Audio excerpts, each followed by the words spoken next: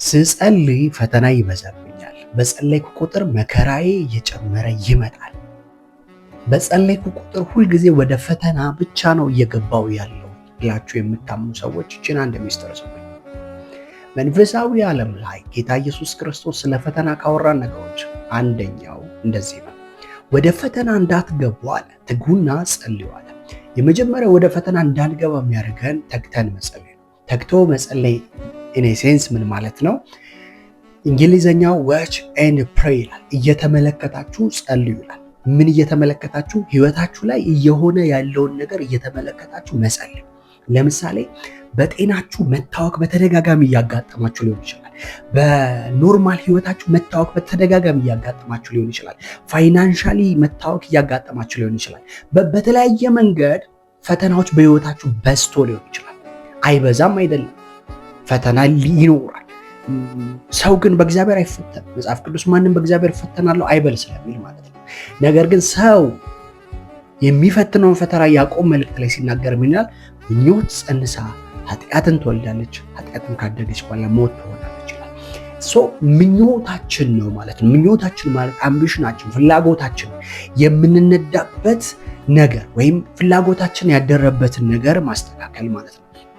አንዳንዱ ምኞቶች እግዚአብሔርን ከማክበር ይልቅ ፐርሰናላይዝድ የሆነ ስለሆነ፣ እንደ ክርስቲያን ግን ህይወታችን እግዚአብሔርን ለማክበር ብቻ የታቀደ ነውና በእያንዳንዱ ዕለት ዕለት በሚጨመሩልን ህይወቶች፣ ቀኖች ውስጥ እግዚአብሔርን እያከበርን እንድናሳልፍ ይፈልጋል። ፈተና የናንተ እምነት ማሳያው ወይም የናንተ እምነት መገለጫ ቦታው ባይዘው ለክርስቲያን መከራውም ፈተናውም የአምላኩን ታላቅነት የሚለማመድበትና የአምላኩን ታላቅነት የሚያይበት። ስለዚህ እምነት ደግሞ ይናገራል። አመንኩ ስለዚህም ተናገርኩ ይላል። የመጀመሪያ ጸሎታችሁ የማይመለስ ሲመስላችሁ ማድረግ ያለባችሁ አንድ ነገር፣ የምትጸልዩት ጸሎት እንደ እግዚአብሔር ቃል ትክክል ነው ወይም በእግዚአብሔር ቃል አንጻር ራይት ነው። ሁለተኛ እየጸለያችሁ ያላችሁት በጌታ በኢየሱስ ስም ነው። እያመሰገናችሁ ያላችሁት በጌታ በኢየሱስ ስም ነው። እነዚህን ካስተካከላችሁ ፈተናዎቹን ኦቨርከም የምታደርጉበትን ጸጋ እንግዲህ ምህረትን እንድንቀበል በሚያስፈልገንም ጊዜ የሚረዳንን ጸጋ እንድናገኝ ወደ ጸጋው ዙፋን በእምነት ምን እንበል እንቅረብ ነው የሚለው።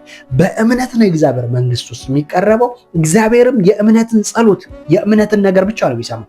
እምነት ደግሞ ከመስማት ነው፣ መስማትም ደግሞ በእግዚአብሔር ቃል ነው።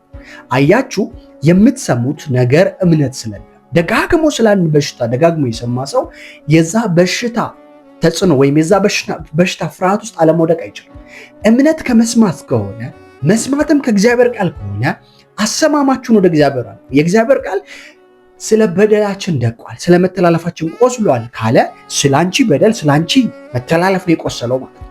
በህይወታችሁ ልታደርጉ የሚገባቸው ነገሮች እንዳለ እንደ እግዚአብሔር ቃል እንዲሆኑ የእግዚአብሔር ቃል ያበረታታል።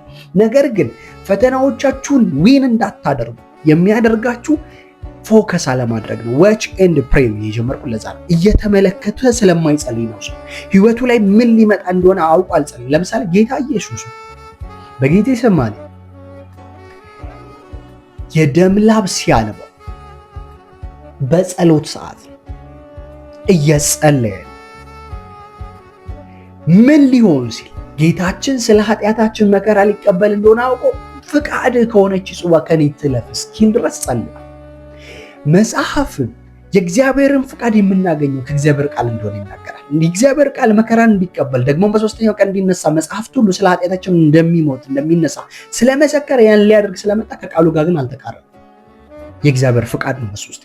በህይወታችሁ እግዚአብሔር በእናንተ ህይወት ላይ እንዲገለጥ የሚያደርገው ነገር እንደ እግዚአብሔር ቃል መጸለያችሁ ነው። እግዚአብሔር according to the word መጸለይ። የእግዚአብሔር ቃል ሕያው ነው፣ የሚሰራ ነው፣ ሁለት አፍም ካለው ሰይፍ ይልቅ የተሳለ ነው፣ ነፍስን መንፈስን ጅማትን ቅልጥምን እስኪለይ ድረስ ምን ይላል? ይወጋል። የልብንም ደግሞ ሐሳብ ስሜት ምን ይላል? ይመረምራል። ስለዚህ በዛ ሰይፍ ኢነራችሁንም አውተር ላይ የሚዋጋችሁን ዲያብሎስ ታሸንፋላችሁ። ለዛ ነው መጽሐፍ ቅዱሳችን አጋንንትን ተቃወሙት ከእናንተም ይሸሻል። መንፈስ ነው ኤቭሪቲንግ፣ መቃወም አለባችሁ። ድካም መንፈስ ነው፣ ዝለት መንፈስ ነው፣ አለመጥቀት መንፈስ ነው። ስፒሪቶች ናቸው። ሌዚነት የድካም መንፈስ የነበረባት ያቺ ሴት ጌታ ኢየሱስ እንዴት እንደፈወሳት ልክ እንደዛው በህይወታችሁ ላይ ወደ ፈተና እንዳትገቡ እየተመለከታችሁ ጸልዩ። ህይወታችሁ ላይ ምን ሀፕን ሊያደርግ እንደሆነ እያወቃችሁ ጸልዩ።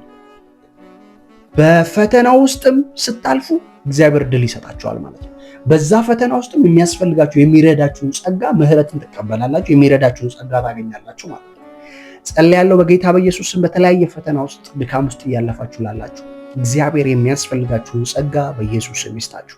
እግዚአብሔር የሚትረፈረፈውን ጸጋ ይስጣችሁ በናዝሬቱ ጌታ በኢየሱስ ክርስቶስም። ከዚህ ቀን ጀምሮ እግዚአብሔር ብርሃኑን ወደ እናንተ ያብራ። ህይወታችሁን፣ ቤታችሁን የሚቀይር የአምላክ ብርሃን በኢየሱስ ስም በእናንተ ላይ ይብራ። በመከራ ቀን እግዚአብሔር ይስማ እንደሚል እግዚአብሔር ይስማችሁ በኢየሱስ ስም። አሜን፣ አሜን፣ አሜን። ይህንን መልእክት ሼር፣ ኮፒ ማድረግ አትርሱ። ፕሊዝ ፕሊዝ ፕሊዝ ኢን ጂሰስ ማይቲ ኔም። ሻሎም